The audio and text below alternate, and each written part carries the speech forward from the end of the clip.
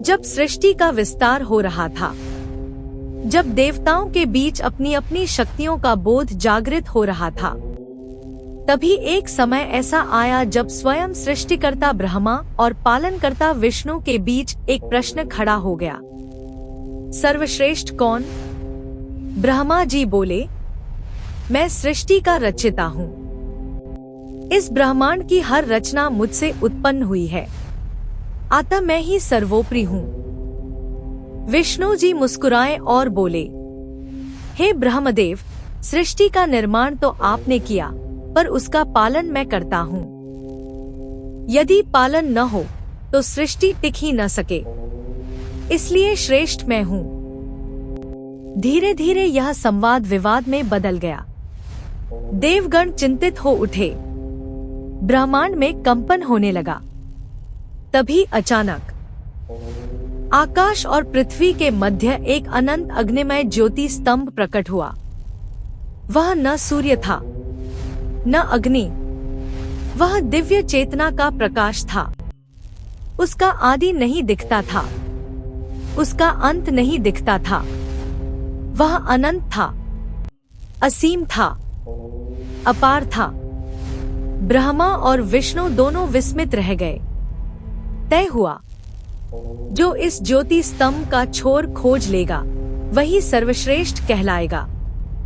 ब्रह्मा जी ने हंस का रूप धारण किया और ऊपर की ओर उड़ चले। ऊंचाई और ऊंचाई और भी ऊपर। विष्णु जी ने वराह का रूप लिया और धरती के गर्भ में प्रवेश किया। नीचे और नीचे और भी गहराई में। सदियां बीत गई, समय बीतता गया, परंतु उस ज्योति का न कोई आरंभ मिला, न अंत। विष्णु जी थककर लौट आए। उन्होंने विनम्रता से स्वीकार किया, मैं इस प्रकाश का अंत नहीं पा सका। परंतु ब्रह्मा जी के मन में अहंकार आ गया। उन्होंने असत्य कहा, मैंने इसका छोर देख लिया है। तभी वह अनंत ज्योति स्तंभ कंपायमान हुआ। उस प्रकाश से एक दिव्य पुरुष प्रकट हुए। जटाओं में गंगा, मस्तक पर अर्धचंद्र, नीलकंठ, त्रिनेत्र, हाथ में त्रिशूल। वह थे देवों के देव, महादेव। महादेव ने गंभीर स्वर में कहा, हे ब्रह्मा और विष्णु, मैं ही अनादि हूँ, मैं ही अनंत हूँ, मैं ही सृष्टि का मूल तत्व हूँ।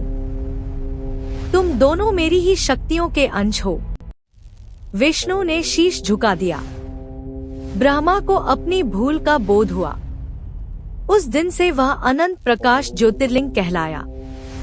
पुराणों में वर्णित है, यह दिव्य घटना फाल्गुन मास की कृष्ण पक्ष की चतुर्दशी की रात्रि में हुई थी। वही पावन रात्रि आज महाशिवरात्रि के रूप में मनाई जाती है। यह केवल पर्व नहीं, यह उस क्षण की स्मृति है जब निराकार शिव पहली बार साकार ज्योतिर्लिंग रूप में प्रकट हुए। शिव पुराण के अनुसार इसी रात्रि का एक और गहन आध्यात्मिक महत्व है। इसी रात हुआ शिव और शक्ति का तादात्म्य। शिव चेतना है, शक्ति ऊर्जा है। जब चेतना और ऊर्जा अलग होती है तब सृष्टि अधूरी रहती है। जब दोनों एक हो जाते हैं तब पूर्णता आती है। इस सत्य को दर्शाने के लिए भगवान ने अर्धनारीश्वर रूप धारण किया। आधा अंग शिव का, आधा अंग शक्ति का। यह बताता है पुरुष और प्रकृति अलग नहीं है, दोनों एक ही परम सत्य के दो रूप हैं।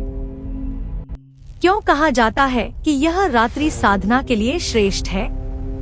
क्योंकि इस रात ब्रह्मांडीय ऊर्जा अत्यंत सक्रिय होती है। ध्यान करने से मन शीघ्र शांत होता है। मंत्र जप से सकारात्मक कंपन बढ़ता है। व्रत से शरीर और मन शुद्ध होते हैं। ओम नमः शिवाय का जाप आत्मा को भीतर के अंधकार से प्रकाश की ओर ले जाता है। यह कथा केवल देवताओं के विवाद की कहानी नहीं है। यह हमारे भीतर की कहानी है। जब हमारे भीतर अहंकार उत्पन्न होता है, जब हम स्वयं को श्रेष्ठ समझते हैं, तब जीवन में संघर्ष आता है। परंतु जब हम सत्य को स्वीकार करते हैं, विनम्रता अपनाते हैं, तब भीतर शिव प्रकट होते हैं। ज्योतिर्लिंग बाहर नहीं, वह हमारे भीतर का अनंत प्रकाश है। महाशिवरात्रि हमें सिखाती है, अहंकार त्यागो, सत्य स्वीकारो, ध्यान करो, भीतर के शिव को पहचानो। आइए इस पावन रात्रि में हम सब मिलकर कहें, हर हर महादेव, ओम नमः शिवाय। तो भक्तों, आपको ये जानकारी कैसी लगी? कमेंट बॉक्स में जरूर बताएं। और अगली वीडियो किस विषय में चाहते हैं, ये भी जरूर बताएं। यदि चैनल पर नए हैं तो चैनल को सब्सक्राइब करना ना भूलें। धन्यवाद।